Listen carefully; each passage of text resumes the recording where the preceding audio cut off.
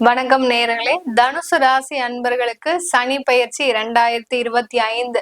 சனி பகவான் 2025ல தனுசு ராசி அன்பர்களுக்கு 3ஆம் இடத்திலிருந்து 4ஆம் இடத்திற்கு பயிற்சி ஆகிறார். முழுமையான சனி பயிற்சி, 7.5 சனி முழுமையா முடிஞ்சாச்சு இந்த தனுசு ராசி அன்பர்களுக்கு.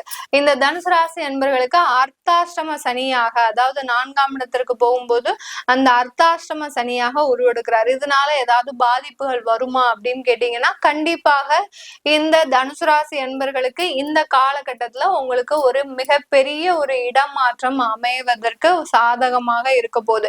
இந்த இடமாற்றத்தின் மூலமாக உங்களுக்கு நிறைய வளர்ச்சிகள், நிறைய ஒரு டெவலப்மெண்ட்ஸ், வேலை ரீதியாக, தொழில் ரீதியாக இந்த மாதிரிலாம் நடக்கக்கூடிய ஒரு நேரமாக தான் இருக்கும். ஏன்னா சனி பகவான் 10ஆம் பார்வையாக உங்களுடைய ராசியே பார்க்கறதுனால தனுசு ராசி அன்பர்கள் இந்த காலகட்டத்துல புதிதாக தொழில் தொடங்குவதற்குண்டான ஒரு நேரமாக இருக்கும். தனுசு ராசி அன்பர்களுக்கு எப்போதுமே ஏதாவது ஒரு சின்ன தொழில் நம்ம பண்ணணும். ஆனா இப்போ கடந்த காலங்கள்லாம் பாத்தீங்கன்னா 7.5 சனி, அஷ்டம சனின்னு நம்மளை போட்டு பின்னி எடுத்துட்டாங்க. இதனால இந்த தனுசு ராசி அன்பர்களுக்கு மிக பெரிய அளவுல அதற்கு சாதகமான அமைப்புகள் இல்லை. இந்த 2025ல இந்த தனுசு ராசி அன்பர்களுக்கு இந்த தொழில் அமைப்பதற்கு உண்டான எல்லா சாதகமான ஒரு வாய்ப்புகளும் இருக்க போது. இந்த காலகட்டத்துல நீங்க செய்ய வேண்டிய விஷயங்கள் உங்களுடைய முயற்சியில விடாமுயற்சியாக இருக்கணும். ஏதாவது ஒரு வாய்ப்புகள் கிடைச்சதுன்னா அதை தாராளமாக பயன்படுத்திக்கோங்க.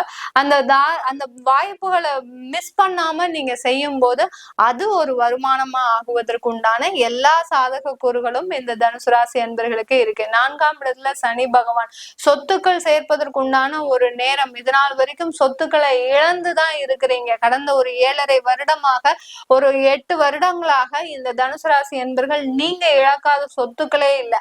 அந்த அளவுக்கு சொத்துக்களினுடைய மதிப்பே இல்லாத அளவிற்கு இருக்கக்கூடிய இந்த தனுசு ராசி அன்பர்களுக்கு இந்த 2025 மார்ச் மாதத்திலிருந்து சொத்துக்கள் அதிகரிக்கக்கூடிய ஒரு நேரம். ஏன்னா சனி பகவான் தான் இந்த தனுசு ராசி அன்பர்களுக்கு முக்கியமான காரணகர்த்தா இந்த உங்களுடைய வாழ்க்கையில ஒரு நல்ல வளர்ச்சியை சந்திப்பதற்கு. ஏன்னா தனகாரகன், உபஜயஸ்தானாதிபதி, இந்த 2 பாவகத்திற்கும் உண்டான கிரகம் 4ஆம் இடத்துல அந்த சுகஸ்தானத்துல இருக்கும்போது கண்டிப்பாக கடின உழைப்பால நீங்க முன்னேறுவதற்குண்டான ஒரு நேரம். உங்களுக்கு டைமே கிடையாது.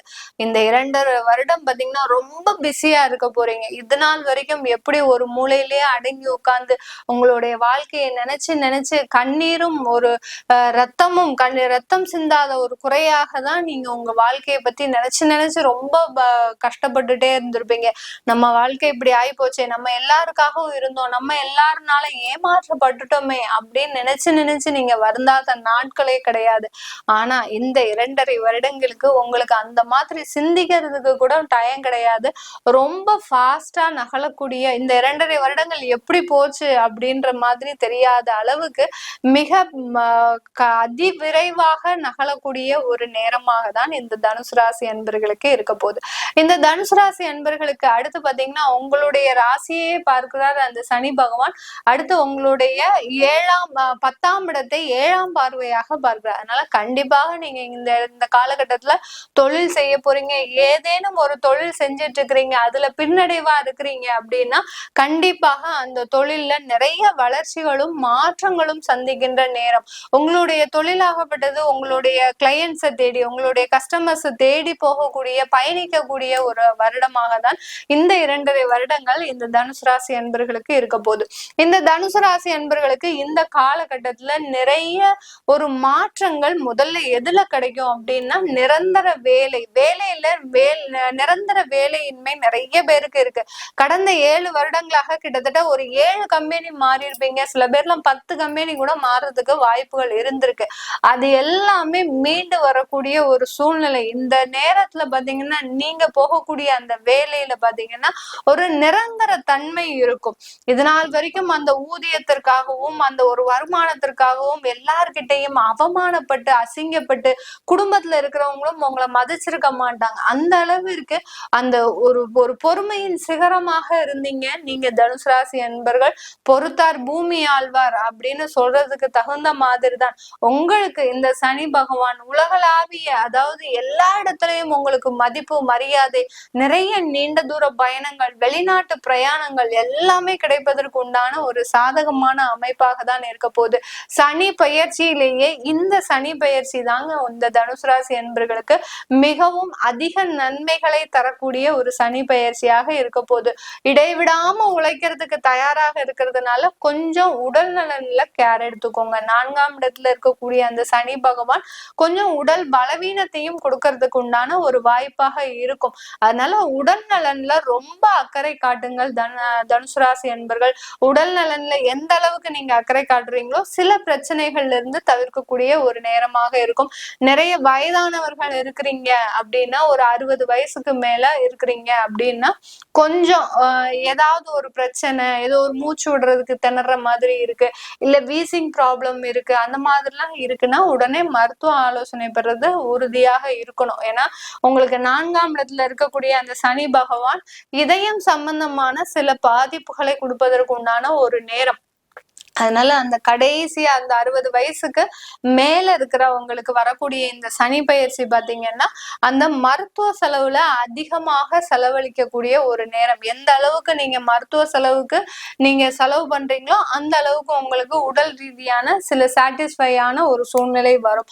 அடுத்து பாத்தீங்கன்னா இந்த தனுசு ராசி அன்பர்களுக்கு நீங்க இந்த மருத்துவ செலவை குறைக்கிறதுக்கு உண்டான வழிமுறைகள் என்னன்னா, கொஞ்சம் கடன் வச்சுக்கோங்க. மேடம் கடன்ல இருந்து இப்பதான் நாங்க மீண்டு வந்துட்டு இருக்கிறோம், திரும்ப கடன் வச்சுக்கணும் சொல்றீங்களே அப்படின்னு கேட்டீங்கன்னா, அந்த 4ஆம் இடத்துல இந்த சனி பகவான் நீங்க கையில இருக்கிற காசை ஃபுல்லா கடனை அடைச்சிட்டீங்கன்னா மருத்துவ செலவுல கொண்டு வந்து விட்டுருவாரு. அதனால கொஞ்சமா ஒரு கடன் உங்களால முடிஞ்ச அளவுக்கு கடனை வச்சுக்கோங்க.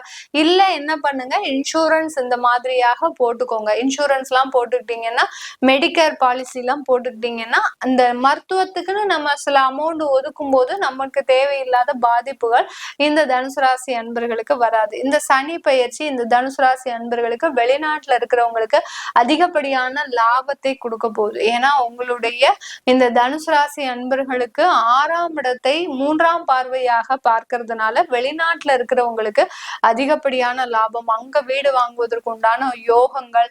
அடுத்து பாத்தீங்கன்னா நீங்க வெளிநாட்டுல இருந்து அங்கிருந்து நல்லா சம்பாதிச்சு வீட்டுல இருக்கிறவங்களை பார்த்துக்கக்கூடிய ஒரு தருணம், இங்க இருந்து ஃபேமிலி அங்க ஷிஃப்ட் பண்றதுக்கு உண்டான ஒரு தருணம். யார் யாரெல்லாம் எதிர்பார்த்து இருக்கிறீங்களோ எங்களால ஃபேமிலியை ஷிஃப்ட் பண்ண முடியல, நான் ஒரு பக்கம், என்னுடைய குழந்தைகள் ஒரு பக்கம், மனைவி ஒரு பக்கம் இருக்கிறோம் அப்படின்னு நினைக்கிறவங்க எல்லாம் இந்த சனி பயிற்சியில இருந்து எல்லோருமே சேர்ந்து வாழ்வதற்கு உண்டான ஒரு தருணமாக இருக்க போது. பிரிந்த குடும்பங்கள் ஒன்று சேர்வதற்கு உண்டான ஒரு நேரம்.